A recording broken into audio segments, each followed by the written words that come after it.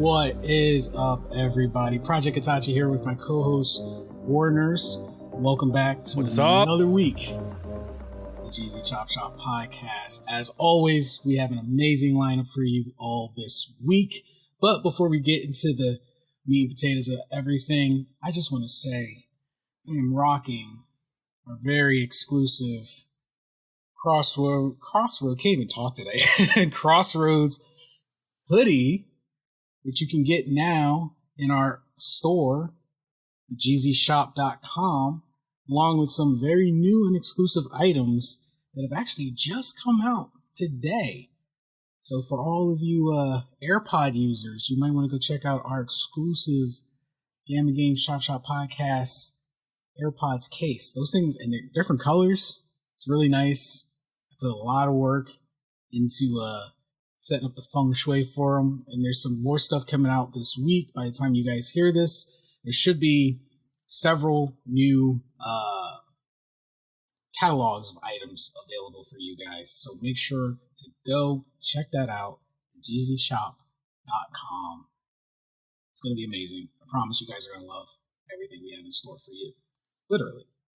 Now, we have a jam-packed episode, so we really want to get right into it. And the highlight for this week, for anyone who wasn't in the know, if you were in the know, Apple event was this week. It actually happened today, the day we're recording this, Tuesday, March 8th.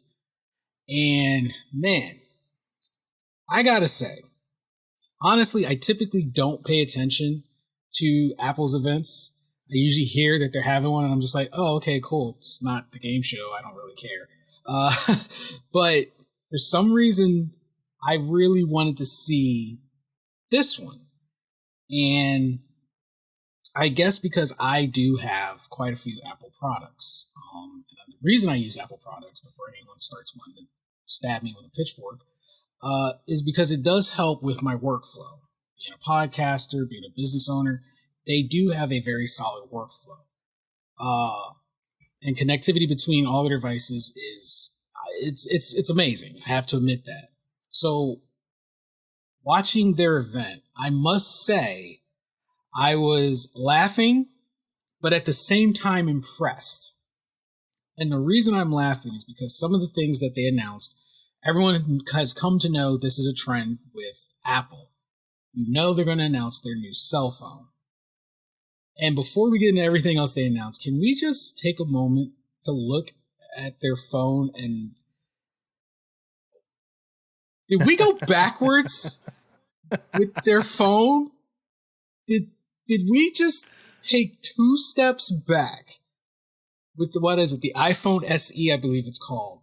And for those of you who do not know, if you're an avid iPhone user, you have to have the latest and greatest iPhone.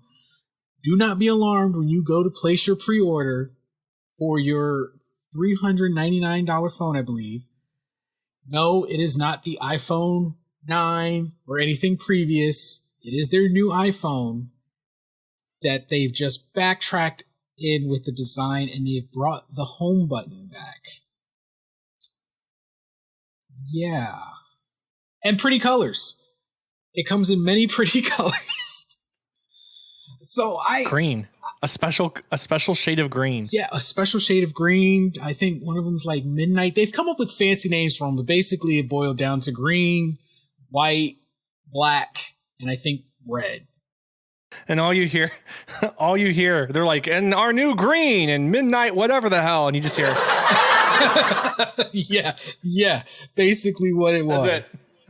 And at first, I was like, okay.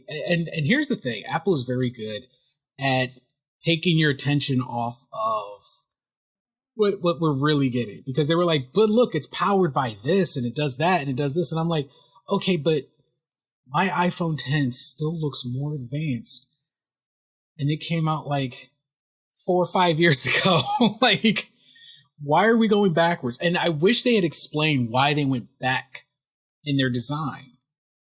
They're going to start adding the headphone jack. The headphone jack's going to come back. And years after people finally got over it. Yeah, and that's because when I saw that, I said, wait a minute. You're bringing you're going backwards in your design, but you're putting new technology in it, but you're going backwards in your design. And it makes me wonder where their sales not as great for all the phones that came after that took away the button. And they just didn't say Look how expensive the damn phones are too. And the past 2 years have been insanely awful on the economy and everybody's pockets. And they have more variations of phones to choose from now than ever before. And they're all expensive as hell. It's ridiculous. And I've owned an Android before. I only have an Apple just because I already had so much stuff on Apple when the phones first came out that it was just easier for me to go back. Like it was a user-friendly thing for me. But their phones are not as expensive as Apple's phones are. These phones are insanely overpriced. Yeah. Apple products are ridiculously priced. And I guess that part of that's probably contributed to the fact that they make all their own tech, quote unquote. They make all their own tech, original tech. So maybe that's part of it. Maybe the fact that so many celebrities got on the iPhone bandwagon and raised its popularity back in the day, that probably plays a huge role in why these phones are so expensive. It's like, back in the day, you weren't in unless you had an iPhone. You could be walking around with your Nokia brick, but if you had an iPhone, you were in. And that probably is still rolled over. So I'm wondering when you said, like we're in this economic situation right now, Apple basically said, okay, here's a budget phone for the budget times. I can't go back to using that home button. Like I have the iPhone 10. I have the iPhone 10 and then that was an upgrade from the 7. So obviously I upgrade like every 4 or 5 years. And honestly, tech has gotten so good that the iPhone 10, what is it, like 3 years old now? Something like that. Maybe about 3 years old.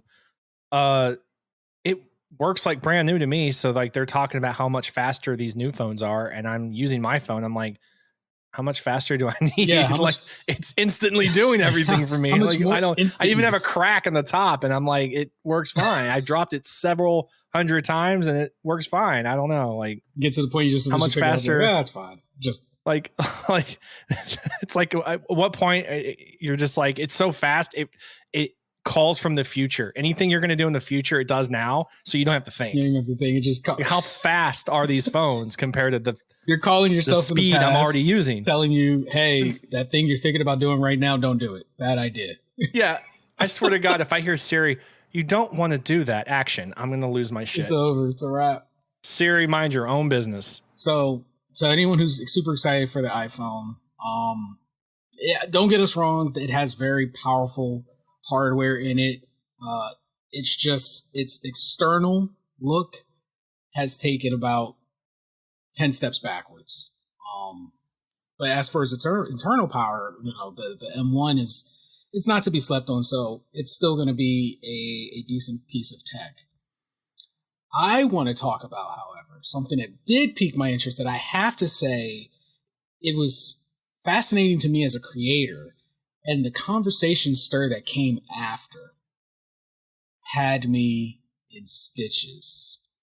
Because, man, you talk about Apple versus Microsoft or PC in general, and just watching on social media the back and forth. Well, we've been expecting this too for a while. It's about time that Apple finally, as clever as they're trying to do it, they're trying to do it under the radar, like it's not their intention, get into gaming. I see what they're doing. Oh yeah. And what we're talking about is everyone knows that Apple operates on the M1, and I think their highest one was the M1 Pro, I believe was their highest. Well, today they unveiled the M1 Ultra, which for every gamer out there, I will just paint a quick snapshot of how powerful they're saying it is. It is more powerful than the RTX 3090. That's what they're claiming. Apple. That is their claim. let's look at the features real quick though. The features I have pulled up. I don't know what you have pulled up here, but M1 Ultra chip features a 20-core CPU, 64-core GPU, and 30-core neural engine. And then 8 terabytes SSD storage is insane. Bro, I have 3 terabytes and I'm pretty good. And then 128 gigabyte of unified memory. Don't forget that Ultra Fusion. What was the RAM? I think that was the RAM, the 128 gigs. That was the RAM, I think, as well. Yeah, and I have to give them props on, which is insane, on compact design. This thing it's a powerful piece of hardware.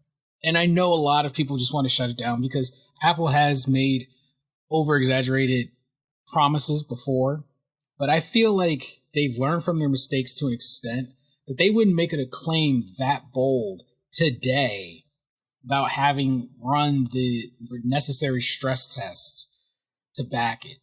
And I think the problem is with the naysayers, and this is not me giving Apple a huge pass. Like, until it hits the market, things could go sideways. And there's a lot of people who are already saying, oh, I plan to test both to the full capacity, which, by the way, if you got the money to buy both, have at it.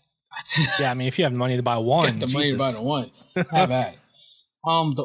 Here's the reason I believe Apple may not be lying in this case. The 3090 has been out for a little while now. And you hear me say this a lot about tech. Once it hits the shelf, it is out of date. It's just a matter of them burning through the supply that they've already built. And then once they're done with the next, they already have the backlog of everything they're going to make. And yes, there's a factory that still makes it to put it out there because that's at that point just free money. Automate it, make it, send it out. They're already working on the next thing once they've released the previous one. So, and yeah, that goes for every piece of tech. That's every piece of tech. Ever.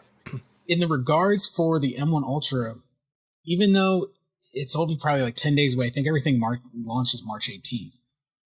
It's still not on the shelf. So they still had room to tweak it. So this means they had months to study the RTX 3090, see what it was capable of, see what it could handle, and then make something better. Because when this hits, in tech time, the RTX 3090 is like a grandfather now. So for them to come in and be like, hey, here's the M1 Ultra, brand new, fresh off the line, there's no reason for it to not be better than the RTX 3090 because they had ample time to build this. Even if they wanted to unveil it sooner, if they had said that at the same time the RTX came out and they released it at the same time, I would have apparently been like, ooh, I don't know, that's a bold claim. And they probably wouldn't have held up. But I think in this case, they're extremely confident and they've got the hardware to back it. I think when it hits the market, a lot of people are going to be extremely surprised. They didn't overstress in gaming, but they definitely mentioned it more than they normally do. Apple's usually been dodgy with gaming. It's never been a main focus. I think what they really did here was they definitely catered to people who to content creators, artists, etc., people who utilize the Mac Studio for what it can really do. And they've been asking for a lot of these different interfaces and applications and stuff to be implemented on things in the future, things that they really want to make their lives easier, to make things run smoothly. And they gave everybody what they wanted. So content creators and artists, people who use Mac and Apple computer systems they were so happy. Yeah. I mean, I don't see too much negativity from that group of people. Where the idea that they're under the radar trying to get into gaming comes from just as a gamer and anyone who understands computers and understands how to read this tech and compare and contrast to how that equals to an RTX or a NVIDIA or Intel or whatever the case is. We know how to compare those things. And just looking at the numbers between all this different tech, this thing is a beast. If it does what it says it's going to do, this is incredible. And using less power. That was the other thing. Yeah. And what did it say? It's basically the same. You get the same amount of power, like what it can do and performance using less megawatts. So that's insane. And we have to give Apple credit where credit is due. They've been very good at building 100 to 200 less. That's a lot. That's honestly a lot. Yeah, and we have to give them credit for building powerful machines in compact designs. I mean, their desktops, they're pretty much all in ones, and they just sit on your desk. They're such clean designs with powerful hardware. Now, I know the downside that a lot of PC users don't like with Macs is you cannot upgrade it. Once it's outdated, that's it. You're stuck with that. It's all or nothing. So on the one side, that does suck. A lot of people like that freedom of customization. Financially, it is more affordable to just have to be able to swap out a part and not a whole computer. It is a money saver. So I think if you're going to invest in getting a Mac setup, you definitely want to know what you're going to do with it. Would I personally use a Mac for gaming, even with this powerful hardware? Me personally, no. Not the only reason I wouldn't is from a gamer's perspective. You're using the computer a lot, right? You're putting the computer through a lot of stresses. So one of those things breaks down, no big deal. You got a little extra money on you, whatever, working extra shift, whatever the case is. You can replace that one thing. You can replace that RAM. You can replace that graphics card or that CPU or that, that cooler or whatever it is that broke down. In this case, with Apple, everything's under one. It's one mechanism, and it's all together. So if anything falls apart and stops working, you'll have to replace the entire thing. Or I'm assuming you can take it to an Apple store and get it fixed for a very large amount of money, much more than it would cost if you just had a regular PC and you simply replace the part. That's the only downside I see there, because I do think it's really cool that it's an all-in-one thing. Yeah. That's not my thing as a gamer, but I do see its significance, and I do think it's absolutely amazing. And I also wanted to point out that a lot of the people that were given some severe pushback on Apple's announcement of the M1 Ultra was mainly gamers.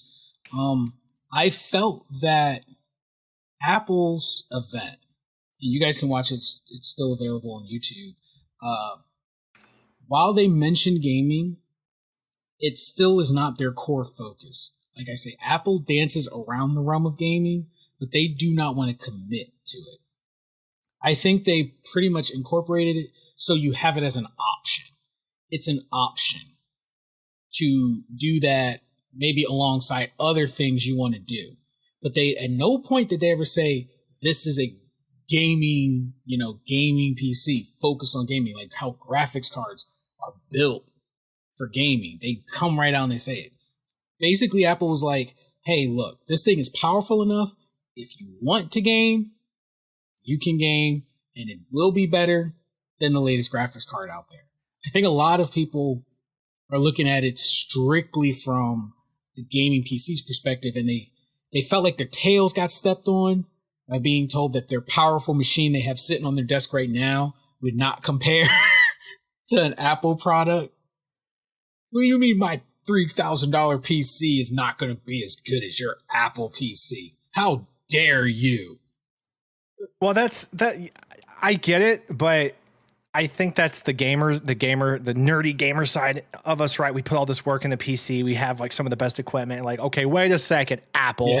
But I think what people aren't seeing is Apple's goal. They're not trying to say their computer can play a game and stream better than your setup. What their goal ultimately is this all-in-one package is able to do multiple things at one time and process all of these videos and edits and uploads and like all this different shit at one time instantly without rendering too much and causing problems. All, you know, that sort of thing. That's the angle that they're working on. And that's a beautiful angle to work from, because it's a beautiful angle. I personally, for the first time ever, I was sitting there watching their event, and when they started breaking down their other announcement, which was Apple Studio, and that basically box desktop. It's literally a box that's more powerful than a PC, and it just sits under your monitor. But when they broke down the purpose of Apple Studio, I was just ready to be like, I don't have it yet, but take my money, because that is a content creator's wet dream. What that thing is capable of. It does. I want to run 13 projects. You can run 13 projects, render as many videos as you want, which if as a gamer, if you also double as a content creator, that is such a seamless operation. Like my ideal setup would be the setup I have now: streaming computer, gaming computer, and then another computer would be Apple Studio. So I could take all that content from my PC, send it over to Apple Studio, and then edit everything seamlessly without worrying about, oh, my drive is full, my RAM is full. Oh, now I got to wait till the encoding is done. Oh, it's over. Oh, now it froze. Okay, the resolution of 5120 over 2880, is that 4K? I thought that's a little higher than 4K. 51? I think that's over 4K. That's a little over 4K. I have all my monitors are 2K, so I don't know. I'm not entirely sure, but I'm looking it up because I meant to look it up earlier, but I remember seeing those numbers about the new screens, the screen that's coming with this stuff, and I was like, that's not 4K. Like, what is that? So it's 5K. That's why. Okay, yeah. Yeah, Apple's big on their 5G, 5K. 5K. But I gotta admit, Apple Studio, I wonder why they went with 5K. Piqued my interest. It's going to be running their top tier M1. It's going to have a new monitor, and like I said, and it sits on your desk, so no extra space taken up, and it's more powerful than a desktop that sits on your floor, or a tower that sits on your desk. 64 core GPU, 800 gigabytes memory bandwidth, running either M1 Max or M1 Ultra. And of course, you're going to get all those wonderful Apple updates that, as far as I know, don't change your settings. Windows. I'm trying to look at those prices. What were those prices? I think one of the prices was $1,990. I think you can get one for $2,000 or $3,000. I think the 60. I saw three different ones from about $1,500 up to, I think it was $3,000. Yes. For the one that the Ultra that they were talking about, which, yeah, $3,000. Yeah, dude, that's not bad. Up here too. I'm gonna be honest, dude. Like $3,000, $4,000 actually for that. Oh, is it $4,000? $3,999. Okay. Okay. I'm still gonna say it. It's still not bad. Think about it. Like the new, how much? I haven't looked at it. Has the price for the 3090 gone down? No. If anything, it's stayed the same. It's or like gone $1,200 or something. It's. I don't think the price has gone down at all because we're still in the GPU crisis. Which, by the way, because Apple builds their own Apple Silicon stuff, they don't have to worry about that. Yeah, here it is. Yeah, a 3090 for $2,349. Yeah, you can get a whole nother. That's their high end one. That's their high end one by MSI GeForce. Their Asus one is $1,200, which is still So it depends on the brand and there's different gigabytes and stuff involved. But still, if your goal is to have the best, right, and then you start comparing these prices and seeing what you're getting. As a content creator and someone who just wants to do like anything online or creating studio stuff and artwork, it's kind of comes off like the better deal. And I'm pretty sure you're getting all the best stuff for the, like, mostly the best stuff in one package. Yeah. Right. So it's not a bad deal at all, considering how much do some people spend on PCs, especially professional gamers and streamers and stuff. You know, it's not uncommon to hear people spending $4,000 to $6,000 on their PC, including a couple monitors and all the equipment that comes with it. So to get all of that and what is at least at bare minimum comparable to the best stuff that you can get in one package, that's not a bad deal, man. Yeah. And think about that's with the monitor. Well, yeah, I mean, I would hope they're not giving you a computer without, because I was learning it too. Well, that's what I'm saying. Like that, it's not just the computer. Like, yeah, it's all in one, but you're getting the computer and monitor together. But if I buy a PC, right, I had to go out and buy 1 or 2 monitors to go with my PC. And I bought really good monitors, and both of my monitors were $800 a piece. And when you do the math, a lot of people will say, oh, well, it's still cheaper. But if you really do the math, like, anyone who just gets a PC to have a PC obviously is not going to go out and buy a Mac for the sake of just having a Mac. So they're not appealing to that audience of people. So anyone saying, oh, well, it's still cheaper to have my PC. Well, long term, they wind up balancing out. Because if you spend $2,000 on your PC and it's like, why didn't I spend extra? Really?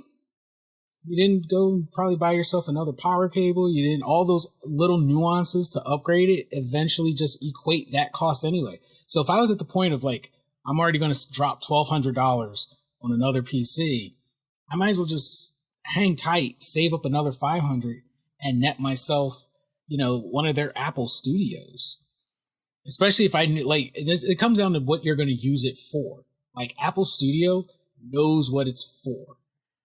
And for me, like I already use Creative Cloud. Like Apple Studio is perfect. And I've already have those issues. Sometimes even when I'm on my desktop, where like I want to work on multiple projects at the same time, but I have to be careful because my computer, even my new one, sometimes is like, I don't know, buddy. You're asking me a little bit much here. You want to run Premiere, Audition, and Photoshop and encode this video? I don't know. Well, dude, and I'll give you proof here from my end. I have a fairly new PC. It's about a year and a half old. And this is also to prove to you do not need a 390 as well.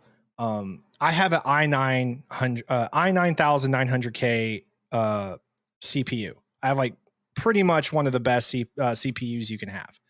My GPU is a 2070 Super. Okay, it's definitely not the worst, but it's definitely not the best. I run those two together and I can do quite a bit at one time without any problems. I can run most of my games on the highest graphics and run about 100 to 120 frames per second, which is, to me, that's amazing. That's amazing right there. And I'm doing that with a 2070 Super. So it's whenever I start trying to do edits and messing with a bunch of Adobe shit at one time while doing other shit, I start running into buffering issues and rendering stuff. And every now and then, it's the only application on my computer that gives me a hard time if I try to do too much at once. And that's what they're doing here with these Apple products is they're making anyone who wants to do all of that not have any issues. That's the point of that. Right here, I brought it up, by the way. I know I said megawatts earlier. Don't ask me why I said megawatts. That's it. Can you imagine a 200 megawatt freaking, like, what the hell? But it's a lot of power. The CPU, the Apple CPU is faster. This is just what they're claiming from the event. CPU is faster than Intel 12900K at 100 watts less power. The GPU on par with NVIDIA RTX 3090 at 200 watts less power.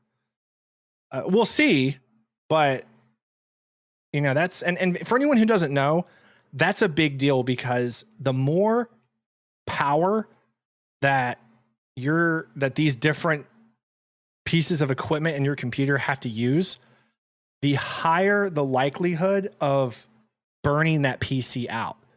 Don't think for a second something can't catch on fire, because I had a PC about 5 years ago that I was pushing. It was like almost 8 years old, and I was pushing some rough equipment on there. I smelled smoke, bro. I'm just saying. So yeah, so this stuff matters. Like it, and the less power it has to use for the same amount of output, the longer that equipment's going to last. So where that really matters even more so is, okay, so I can't replace everything individually. Maybe that's not as big of a deal, because all of this stuff theoretically is going to last way longer because it's using less energy to do what it needs to do. It's being less stressed. Yeah, no, I agree. If you actually take care of your stuff, which is a thing that a lot of people also neglect, like, clean out your computers and, turn them off sometimes, give them a break, and let your stuff rest, it will last a lot longer, so that when it finally does die, you'll be like, well, it did last me a good 10, 15 years. It was about time. And by then you probably have some money saved up to get another one. It's the same thing even with desktops. Like, eventually there's only so many times before you can swap out parts before eventually you got to swap out the whole motherboard.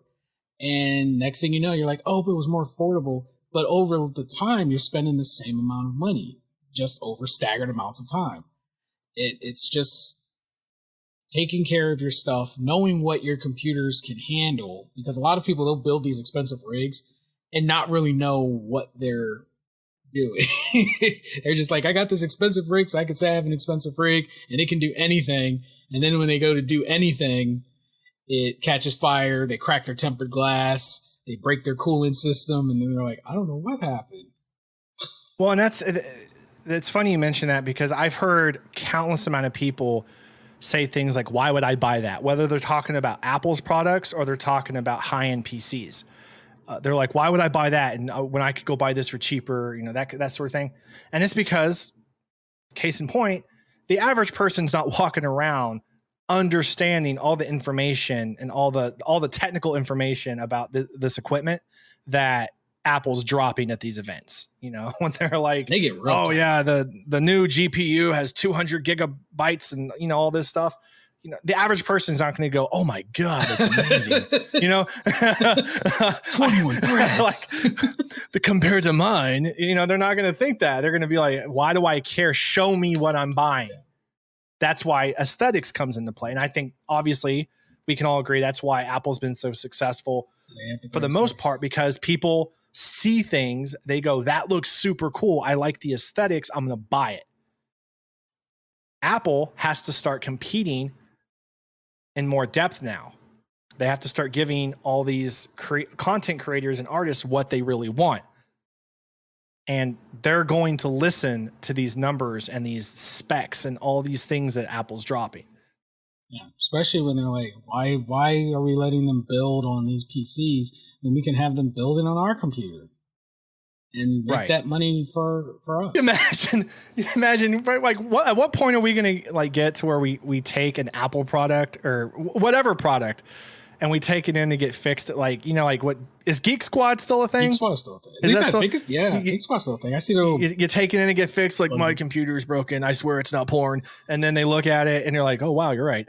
And then they fix it for like $400 or whatever the case is. I think now last I checked a couple years ago, I think they charged you now. I know, like, years ago they didn't used to charge you, but now I think they charge you. They probably have like a subscription plan where you can it's like you take your car into AutoZone. They're like, they used to do it for free. They'd like run a test on your vehicle to see what was wrong with it. And I think some places charge you now. Same thing. I think they charge you now. But we're going to get to a point where they're like, I don't know what to do with this. Just like vehicles, you take a vehicle, like, you're not going to take a Tesla down the street to get it fixed at your local auto shop, Like, at what point are we going to get with tech where, like, you can't take it anywhere because nobody knows what to do with it? We're getting there rapidly. I mean, like, this is why I build my own shit. Like, this past computer, I like half built. Like, I bought it sort of a shell and then I put the rest in. the one, but build your own shit, people. I'm telling you, like, it doesn't make you better than anyone. It's not the point. Like, oh, I built my own stuff. No, it's because you do it. It's not as hard as you think. You do it. Yeah. Okay. You feel good. You made it yourself, but you know what's going on with your computer. And when something's not working or you need to replace something, you know what to do. Right. Versus you take it in and they're like, that'll be $100 for me to do a diagnostics check on it. But I also have no idea. It's probably porn. And even though, watch porn, right, guys? Porn. Okay. Stop it. Stop the bad habits, guys. It's always porn. I think do you think that's like a scare with anyone? I want to know the statistics of the amount of people that go in to get their computer fixed, especially their laptops, guys. I'm looking at y'all. That's why you have that extra laptop no one knows about, right? Your wife's like, what do you need that laptop for? And you're like, well, it's for business. Yeah, your business, bro. Chill out. Like, Jesus. Yeah. That's why. I want to know the statistics though on like the amount of problems that were just caused by porn. Had they just stayed off those sites, like I'm not hating, by the way, anyone listening, I'm not hating on you.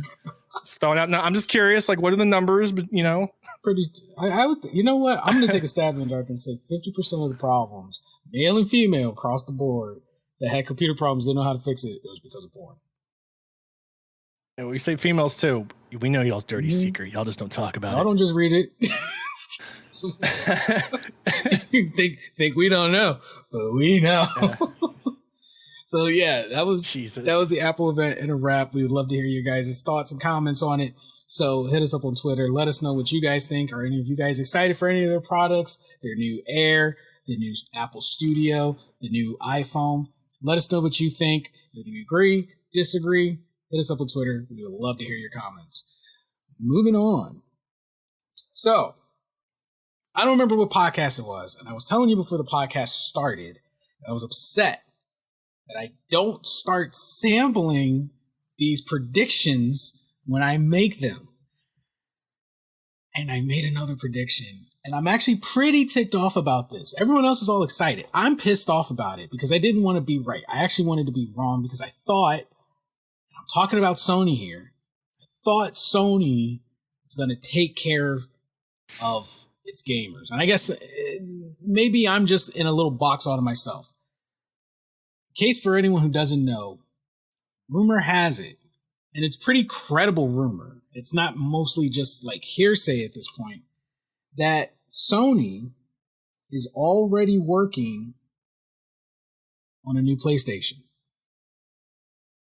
I think we talked about this last podcast because I remember mentioning how much I wanted a PlayStation 5. And should we just went wait? To that. I was like, should I just wait? Because it's been like 2.5 fucking years at this point. Like I might as well just wait for PS6 or 7 or whatever's next. And I went to a Comic-Con and they sold one for like double the price, and I was pissed. I was pissed off about the price gouging.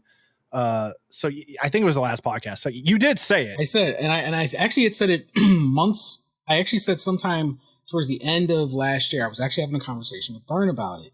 And it was kind of like one of our usual friendly back and forth debates where he was saying, history has shown they wait about a good 5 years before they even announce a Pro. First has to come the Slim, then comes the Pro, or, whatever smaller model they come out. They come out with the big model, then they come out with a slightly smaller slim model, then they come out with the Pro. So he's like, grab a PS5 now.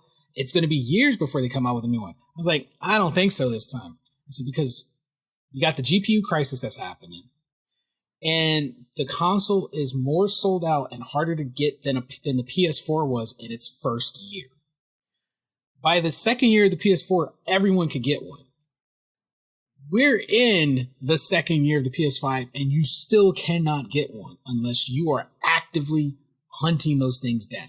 You still cannot get one. You can't get it online. You can't go into the store and get it. You have to be paying attention to shipments and online like constantly to even hope to get one. So also screw all of you people who buy 2, 3 per household. You suck, and I hope one of them melts. A random PlayStation 5. I hope when you're playing God of War, Kratos has an aneurysm and smashes your PlayStation. I have never been so upset about a situation because I so desperately wanted an item and equally upset with the company because I don't have the item. Usually you're upset with the company. You don't want their item. Yeah. So, this is what I was saying. I was saying PlayStation is going to use this to their advantage. I said, here's the problem. Them being sold out is keeping them in the lead by a lot, because they know every time they say we've got PlayStations out, they're going to be gone, because everyone who didn't get one is going to be sucking them up. And they're like, this is guaranteed money, because so many people want it that no matter what, as long as we put it on the shelf, it'll get sold. So we'll keep making that money. But on the flip side, it's a 50-50 shot, because all the people like me, who are like, you know what? I'm starting to lose interest. You're making it impossible to get. There's other stuff coming out. You're announcing all these games for a PlayStation system I can't even get. It's no fault of my own. I want to play these games. You're announcing all these great games, but now your gamer base is limited. There's no one that's going to be able to play your games anyway. So they probably have seen some people trickle off, because I'm a diverse gamer. I can go PC. I can go Xbox. I can go just play the Switch in my own little corner. So it's not like I'm 100% PlayStation. I know with a little effort, I could get an Xbox before I could get a PS5. A little effort, but a lot less effort than trying to get a PS5 if I really wanted a next-gen console. Sony realized, ooh, this is not a move we want probably to happen. And I'm pretty sure they're like, they know people are starting to lose interest. People are starting to lose hope. They're just giving up. The hype for it is going to start dwindling. And you can't come in 2 years later and say, hey, brand new, because it's not, PS5's now available. People are going to be like, okay, came out 2 years ago. Old now. Because by the time that happens, it will be old. Like I said, once tech hits the store shelves, it's outdated. So people with that knowing are going to be like, okay, yeah, it was great in 2020. Now we're in 2022 going on 2023. Come on. So Sony had to step up their plan. They had to speed things up. So now they have to work on the Pro. They can't come out with a Slim, because people are going to be like, bruh, really? And then you got things like what we just talked about. Apple dropping their powerful hardware. People are going to be like, bro, you letting Apple outdo you in gaming? Come on. So where are they getting all this equipment to make new consoles and drop them for us to go purchase, but they can't replenish the PS5s that I fucking want? That's why I was saying, I said, I feel it's a big market ploy at this point. I don't want to believe it's a market ploy, because I love Sony so much that I want to give them benefit of the doubt. You know, it's like being in a relationship. You're like, I want to trust you. Yeah. But yeah, we all love Bethesda, and then they gave us Fallout 76. We all love CD Projekt Red, and they gave us Cyberpunk 2077. I mean, we've all kind of unanimously hated EA, but then we loved EA again when they gave us Jedi Fallen Order, and then we wound up hating them again not long after when they gave us Battlefield 2042. Those microtransactions. So, with all that said, man's been holding that in for a minute. I'm just saying, there's still a corporation, and they saw clip that and send it directly to their CEO. Like, bro. And the thing is, so people, and if anyone wants to know, like, all right, well, where are you getting this information? Apparently, some of these rumored PS5 Pro prototypes are already in the US. So and I'm reading this off of one of the news sites that I found it on. And I had to do some digging of my own, because I was like, oh, maybe this is like one of those clickbaity things. But no, it went into detail. There have been several instances where it's been mentioned that Sony is reportedly shipping international units of its gaming consoles.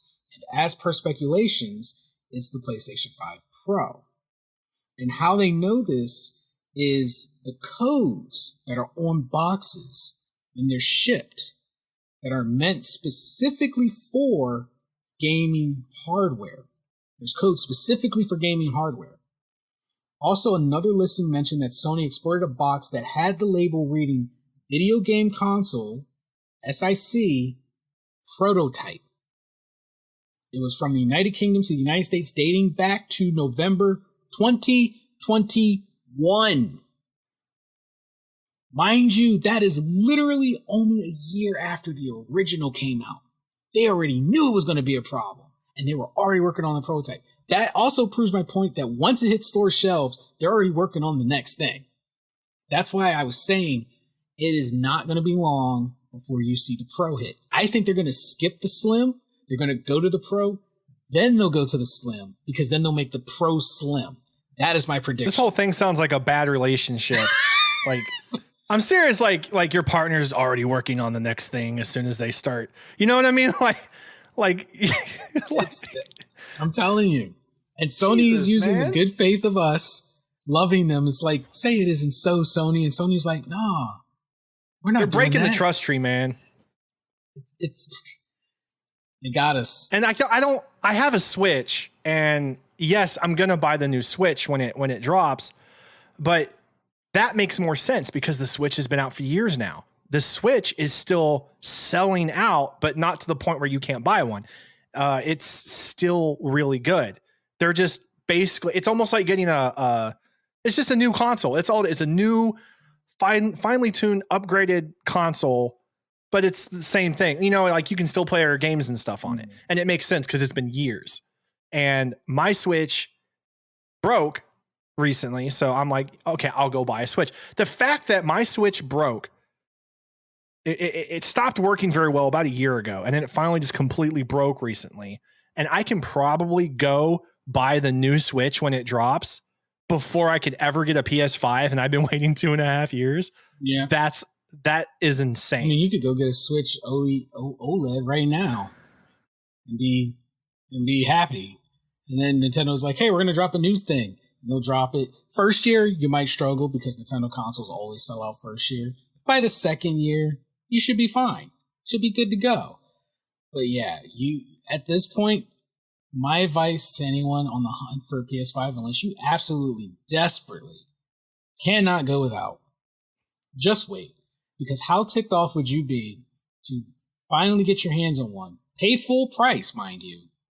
Just for them, maybe a couple months later into the year, announce the PS5 Pro. And trade-ins at full value are a thing of the past. So if you think you'll just turn around, trade in your OG one for the new one, they're going to look at you like, oh, well, this is old. So, and then you're going to be mad because you're going to be like, what are you talking about? This is the newest thing. Yeah, but it came out in 2020. Its value, as soon as you bought it, the value dropped by like 50%. It's like when you buy a car, the value depreciates as soon as you take that tire right off the lot. Value, So I would say at this point, just wait until November. After November, that's usually around the time September, October. That's when they'll usually start making their announcements on unveiling new things. As soon as they announce it, just focus on getting a PS5 Pro. You actually might fare better. You might fare better because I'm just waiting. Yeah. I already know I'm waiting. Because if you really just want a PlayStation 5 for the sake of having one, when they announce the Pro, everyone who has to keep up with the Joneses will shift focus to the Pro, which means that the OG PS5s won't be in high demand anymore, so they can start populating the shelves. Because everyone's going to want the latest and greatest. My question is, why are there so many 5-disc changer PS5s running around all over the internet right now, and when no one's even using discs anymore, and they could have just used those to make more fucking PS5s? I don't know, bro. And they're like double the price, man. I don't know. Collector's item. Make people feel nostalgic for disc changers. Who's going to put, first of all, who's going to put 5 game discs? How lazy do you have to be? I've never even seen that. Dude, I don't think I sent you I'll send you a picture later. I'm serious. Is that a real thing or is that just a hoax? I know I saw 2 on Amazon, and then there were some on like eBay and stuff. And yeah, I was like, they're like $1,100, dude. Nobody needs a 5. I thought they were fake. I'm like, this can't be real. Fake. That is 5-disc changer PS5. Nobody needs a 5-disc. Who's using console. 1 disc? Nobody does that. Nobody's using 1 disc anymore. Like I love discs. I support owning discs and everything that comes with the physical copies. But a 5-disc, like did the PS4 even have that shit? No. Like, not like name a console that ever had a 5-disc changer. Nobody. This isn't 1999. This isn't a 1999 car. Like, what is this? I know we're a little bit lazier than we used to be back in the day, but come on, we're not that lazy where we need a 5-disc changer console and nobody's using discs really. I don't trust disc changers ever since my PS3 took my what was it, PS3 or no, it was my Xbox. It was the Xbox 360 took my Turok. Yeah, y'all remember Turok, right? Yeah. It took my Turok disc and it never came out. I was so mad. I was like, well, I give it back. And like, it just wouldn't give it. Dude, it never left that fucking console. It's still wherever that console is to this day. It is still in that console. Turok is still in there. That Xbox had lunch. Bro, I was so mad. I just don't trust 5-disc changes because, forbid we have rogue AIs. You just gave all that ammo to a PS5 to start launching at you. I don't need no high disc. 5 of them? That's a regular show episode right there. The disc wars. Was that what it was? The disc versus digital wars. And it was like the computers and the consoles and like the CDs and like all the DVDs and the Blu-rays and then the Wi-Fi. I think the Wi-Fi was the enemy. That sounds. And they're like, destroy the main base. And like, it was like the main tower. That sounds like our future right there. Man, regular show went hard, man. I love that show. It's so funny. Just described our potential future. So, still in the same vein of talking about gaming, and this actually happened last Wednesday. Epic Games made an interesting purchase. Now, we're talking about big game developers over the last, pretty much since 2022 has started, just buying things up, buying up other developers. Well, Epic said, yeah, y'all have that. We're going to go in a different direction. And don't forget that Epic's game is 50% owned by Tencent. Yeah. And just throwing it out there. I feel just throwing it out there. I feel that took part in this purchase. They bought the music platform Bandcamp. Now, for anyone who doesn't know what Bandcamp is, it is basically it is probably the second most popular, or in this case, third most popular music platform behind Apple and Spotify. That is actually more friendly to its artists than the previous two platforms I named in terms of revenue. So artists can actually determine the price for their music and they get to keep 80% of the money made from their music. 80%. Which is huge, by the way, with everything that's been happening with Spotify. Yeah. So a lot of artists love Bandcamp. Unless you make a deal with Spotify, I mean, you really are making maybe pennies a song per, what was it, per download, I think? But they're making most of that money from your song. Right. Yeah, you're making like 20% maybe if you're lucky. But all the money you should have been making, Spotify, Apple, they get it, and then they give you like the pocket change. Where Bandcamp works in reverse, and you get 80%, and they just take the last 20%. So artists love Bandcamp because of that, the ability to determine their prices. They updated their website to Bandcamp, and Bandcamp is an American internet music company founded in 2008 by Odd Post co-founder Ethan Diamond and programmer Sean Grunberger, Joe Holt, and Neil Tucker, with headquarters in Oakland, California. Purchased this month by Epic Games. Epic Games is 50% owned by Tencent. Well, 40% owned. Yeah. 40%. Sorry. I'm just rounding up. Now, I mean, at what point is like 40, 50%? I mean, 40% is a lot. That's a lot. Your voice, if you own 40% of a company, like what you have to say at that point matters. If I owned 40% of Microsoft, I would have a lot to like. I would be in charge of a lot of shit. And fans have paid artists. This is Bandcamp as a total: $896 million using Bandcamp, and $204 million in the last year. They're a thriving musical ecosystem, and I'm going to explain My theory on why Epic made a move such as this. One, they've already said they want to branch out to things just beyond gaming. Cool. Have at it.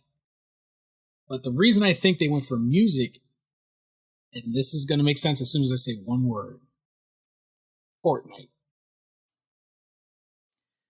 And live performances. Whoa. Back up. Okay, so spell that out for me. Okay, so a while back, there was always this big issue originally with dances in Fortnite. A lot of artists, a lot of dancers were coming up in arms because they weren't getting royalties and payback from Fortnite when their dances were being implemented into the game. That's a lot of money. And I don't blame them. I used to be like, oh guys, come on, you're being greedy. But I've learned so much, by the way, about the music industry since then that I understand. Like they really get cut, like they get screwed over hardcore by a lot of companies when it comes to royalty. So I don't blame them. Yeah, especially when you made something so iconic that everyone wants to use it and everyone's using it freely and you get nothing for it. Yeah, at least pay the pennies at minimum that Spotify will pay. Exactly. I'm just saying, like. So behind that, the one thing that's bigger than that causes a whole point of contention across a lot of platforms is music.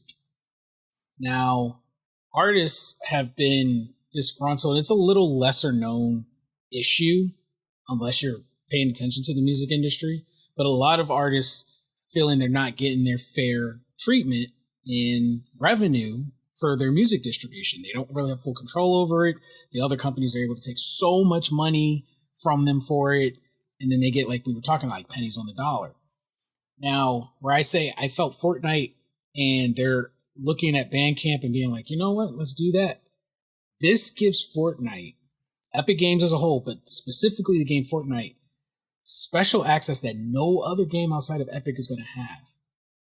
Literal access to thousands of exclusive songs because Epic owns them.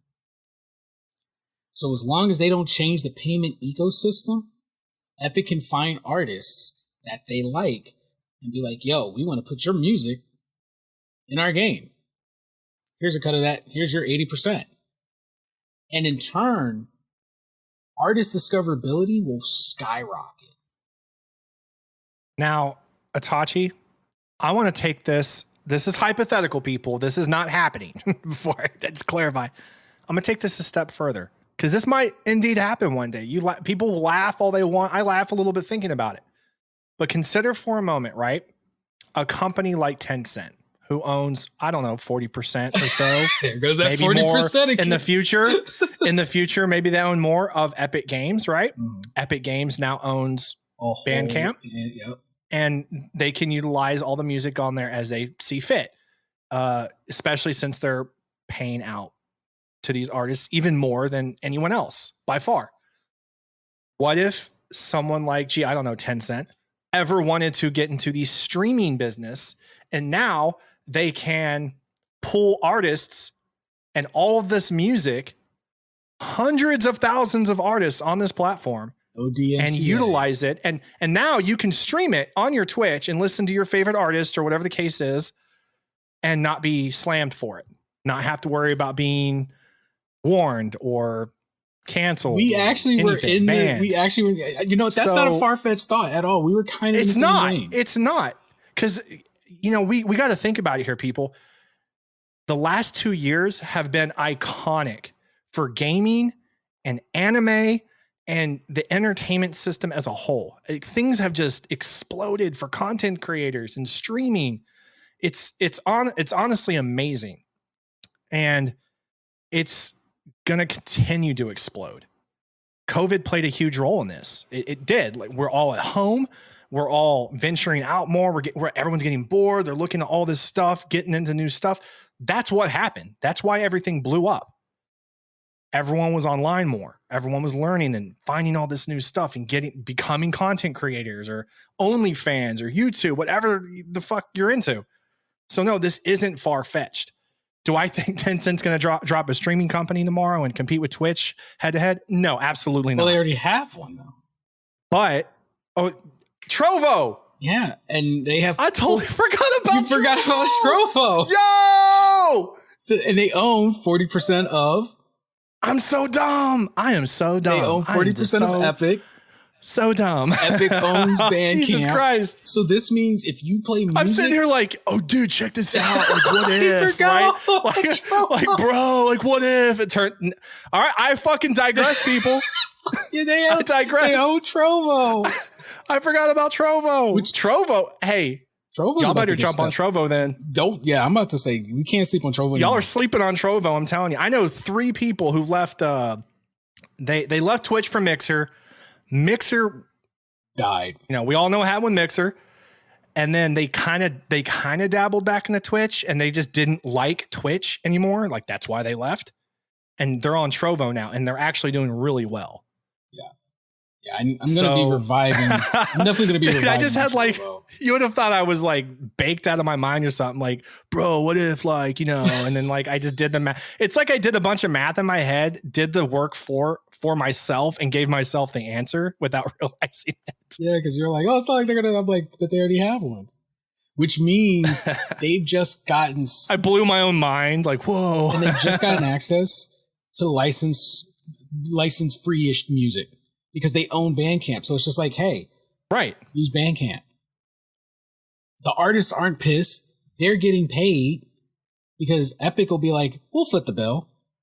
They get to keep 80%. The artists are going to be like, psh, have at it. It doesn't hurt them because people who like their music are going to want to find those artists. I like this person's music. Who are they? Now, they probably have a subscription service. You go find the artist. You subscribe to them like it's a Patreon. They're making money. They're still making money. They're making 2 kinds of income because they're getting the 80% cut from their music being used. Then they gain more subscribers. They keep 80% of that. The artists are not going to be upset. Someone tried to argue with us a little while back that Tencent was nothing. Like they were just like shitting all over Tencent that they were nothing. And we're like, bro, they're fucking number 1 in gaming for a reason.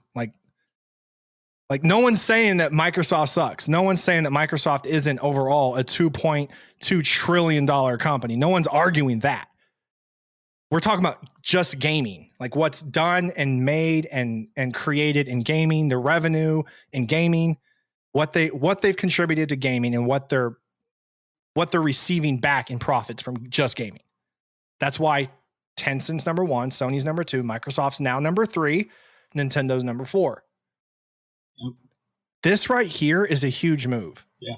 Buying Bandcamp for all the reasons we just said. Like these little moves here and there, they may not seem like a big deal, but when you start talking about being able to stream, user accessibility, being able to have more freedom online and not worry about certain things like being banned because you used an artist and you were just trying to improve the stream for everyone, whatever the case is. I mean, that goes a long way with people. And we've both used Trovo before. I've used it before, and it does not suck.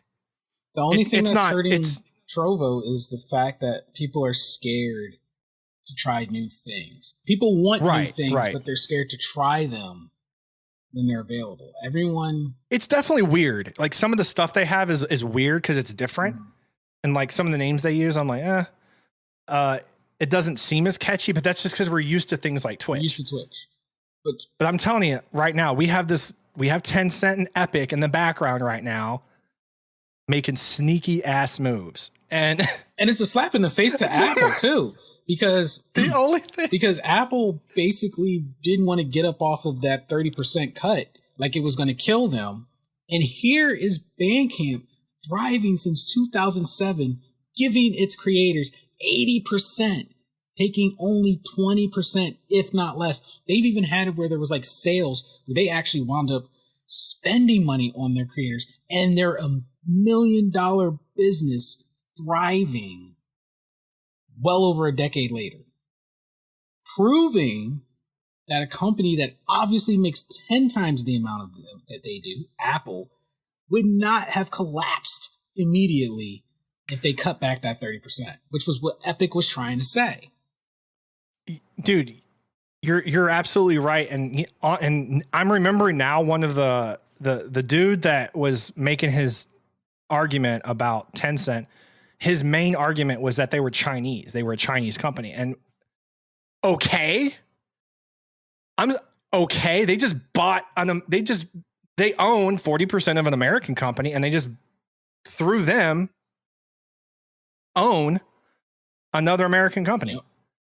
So stop looking at this like it's Chinese, it's American, it's UK.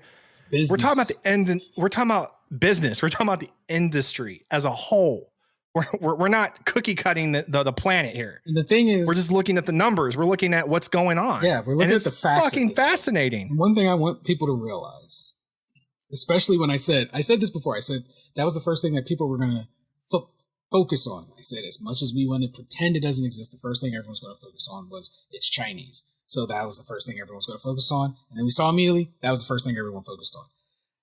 The thing that everyone needs to realize, and they're like, well, how does that work? Like, they can't really own, and someone else pointed out, like, well, they're mainly an investment company, and they just, once again, doesn't matter how they do it. What matters is they own a whole portion of an American-owned company.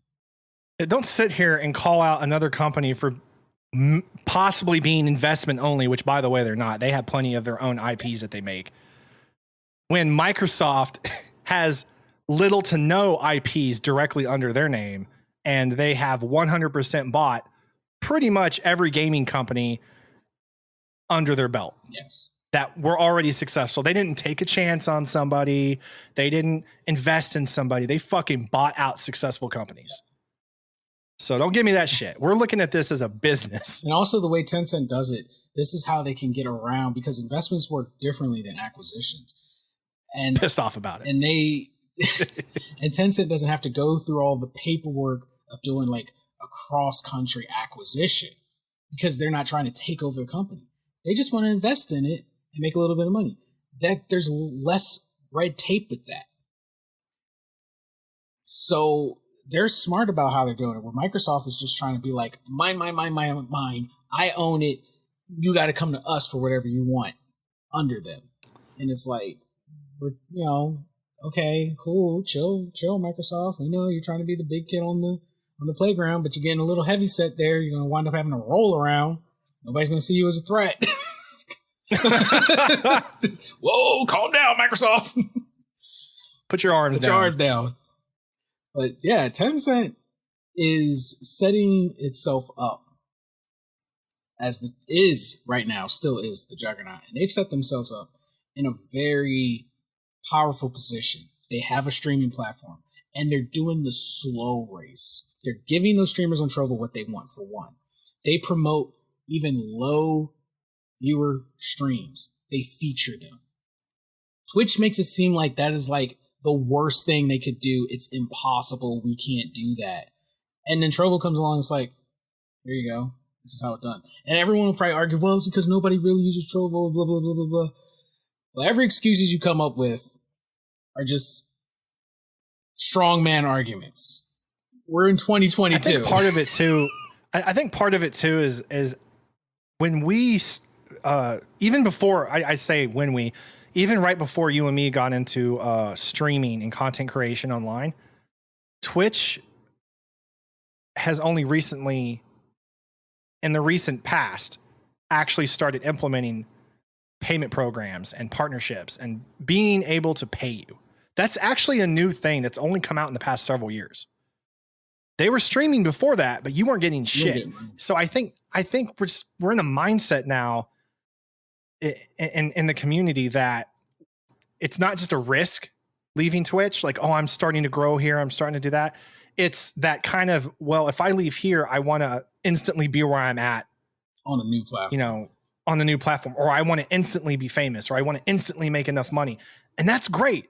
And some people are able to take almost all of their viewers and they'll just follow them and go to a new platform. And I'll tell you guys right now, if you're a great content creator and you love what you do, people will probably follow you to whatever platform you're on. If they don't, that's on you.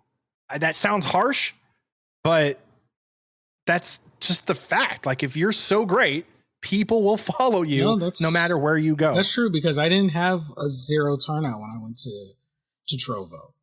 I had almost a pretty... No, you didn't. I remember your first stream you went over, and almost everybody that was with you on YouTube or Twitch was there on Trovo. And I saw it with I watched one of my 3 friends. I actually actively watched them on their second stream on Trovo, and they had like 200 views or active viewers like in their chat, which is about what they had on Mixer, and that's about what they had on Twitch. So people will follow you if they like what you have to offer and they enjoy your personality and whatever it is you're doing. It's not like they can't go back and watch their favorite people that are still on those other platforms. I think that's the thing people feel. It's like, well, if I go to this other platform, I have to say goodbye. And it's like, no, you just watch that person while they're live, or I don't know, have one on your TV and one on your computer and one on your phone, however it makes you, happy. You don't have to abandon the other platform. But yeah, Epic, Tencent, we see you making big brain plays in the shadows while everyone else is fighting turf wars. Yeah. Apple, Tencent, Epic. I'm watching y'all. Everyone else. I'm watching y'all, but Apple's phones, man, y'all don't get to just change the color of your phone and say this is a new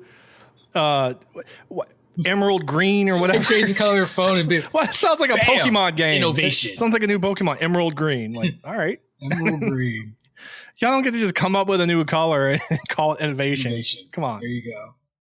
Y'all were innovative 20 years ago. Y'all got to do something different now. You got to go back to your roots and not literally go back and look, okay? not literally just start adding buttons and phone jacks back in. Chill out. Jeez Louise. I know we say history repeats itself, but come on. It's not supposed to do that with the tech. Jesus. All right. Well, that is going to be I think that was our last topic for the episode. I had one more thing, but it was just kind of like Nintendo being Nintendo, not taking down videos of their games. Nintendo does not fuck around. I was saying this the other day. Like, if y'all let Nintendo get involved in political affairs, they will shut down every war, every issue on the planet. They'll be like, no YouTube for you. Cancel. As soon as find them videos, $1 million, shut them down. Nintendo does not fuck around, man. Emulators. Nintendo was like, excuse me? You're running emulators on the Steam Deck? That's not a Switch. Bro, there has got to be a room. Like, there's no way a computer is keeping up with this. There's got to be a room of like 20 people. That's their whole job. And they're just watching the internet. And if anything gets flagged as something that's being utilized from Nintendo, not on the Nintendo platform. Oh, you thought because you were on the dark web, we couldn't find you? They hit a bell, like, ding. And then, like, the manager comes over, and he's like, what do you have? And he's like, right here, sir, in California, Los Angeles. Oh, my God. He uploaded an emulator on his Steam Deck. Mother of God. This is a code red. Contact arrest him immediately. Fucking FBI comes in. You get erased from the planet. You no longer exist because you never know who does this. They're just like a group of people have been. Yeah. Like, who are the group of people? They don't name drop anybody because they disappear. And who wants to? Dude, you don't fuck with. Who wants to say they got bullied by Nintendo? Like, every content creator right now, when their videos got pulled, just makes me think of the meme. Why you bully me, bro? The next Comic-Con I do, mark my words, I'm going to cosplay. I'm going to figure this out. I'm going to cosplay as Nintendo looking for problems. Oh my! I'm going to cosplay as Nintendo canceling somebody. I'm a Nintendo executive. Do you have authorization to have that emulator? I don't think you do. You know why? I'm going to be like, how do you dress up as like a Mario and Luigi hall monitor? Dude, that's what I'm going to do. This is why Nintendo is literally still in the game. They don't fuck around. No, and here's the thing. Everyone, when Microsoft or anyone else does bans, blah, blah, blah, everyone cries out. As soon as Nintendo comes along, is like, yoink, no. Everyone's like... Bro, they don't even unban you. Yeah. Bro, Nintendo straight sizing creators up. They sit there as soon as they see something, they just jumping at you like, what you gonna do? You ain't gonna do nothing. What's that scene from Tropic Thunder with Tom Cruise yelling at that guy? He's like, He's like, I will rain down a fucking, like, he's like yelling at that guy. Like, I just picture Nintendo, like, you think it's like this beautiful animation and it's like this sweet, wholesome place, but inside it's like this executive and CEO is like, I will fucking destroy you.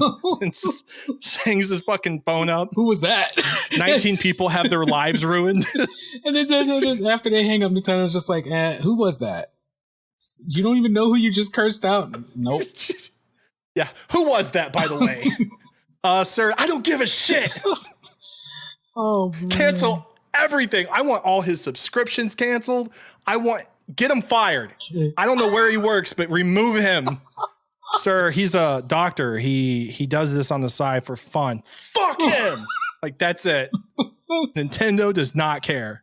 Oh my gosh. Bro, congratulations. We just ruined Nintendo for everybody. So if you have a Steam Deck, I hope the guy who's in charge, by the way, looks exactly like Mario. I don't know why.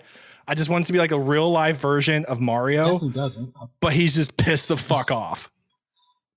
Firing everybody. So yeah, if you have a Steam Deck and you have Nintendo emulators and you were thinking about putting them on YouTube, don't do it.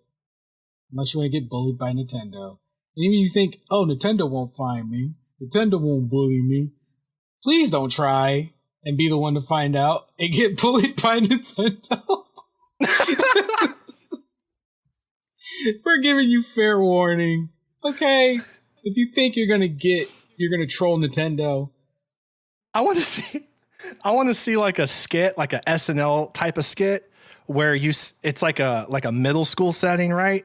And the kids' names are like Sony, Nintendo, and like Microsoft, and like Tencent, like, and then like to fill out the rest of the crowd, it's like gaming industries and studios. Microsoft would be the rich kid in the suit that's buying all his friends, buying them off, or like selling Coke on the side, but like no one tells on him because he buys them off. But like I just like Nintendo's like the skull bully, and he's like that 80s like. Yeah, when he enters the room, everyone's Nintendo. like, "Oh crap, it's Nintendo!" He's like snapping his fingers, coming down the fucking hallway. This guy People see him, they just kind of like, just kind of move aside. They don't want any beef with him. I swear to God, Nintendo just wakes up looking for smoke, man. Bro, we just turned Nintendo into the ultimate bully, and they make all the They're bullies. They're the only game developer that'll laugh you out of a business meeting. It's like having a parent that went through World War I or II and they suffer from really bad PTSD, so they just shit all over you as a child. Oh my god! I'm like really stretching this as much as I can. Oh my gosh! You know what? On that note, they seem approachable, but they're not. On that note, we are going to wrap up this week's episode. Holy cow, we covered so much, talking from Apple leading up to Nintendo being the ultimate playground bully. But guys, we would love to hear your comments on the episode. Let us know what you think. Do you think Nintendo's a bully? We would love to hear your thoughts on it. And do you think Trovo can become a viable competitor for Twitch? We would love to hear your thoughts on that as well. Hit us up on Twitter at the GZ Chop Shop. Also, don't forget to check out our branded merch. thegzshop.com. New items coming out constantly. This is one of the exclusive wares. I'm currently wearing the Crossroad collection for anyone who's watching the video. We have like well over like 5 collections in the shop now, with more coming. So make sure to go and check it out. thegzshop.com. And if you love everything we do on this podcast, the information and news we bring you, the style that we deliver to you in, consider becoming a Patreon. Join our Patreon at patreon.com/Gamma Games and get these episodes early. Some of our exclusive bonus content. Anyway, as always, you guys have been amazing. Stay safe out there, take care of yourself, and take care of each other. We'll catch all you wonderful people in the next episode. Later.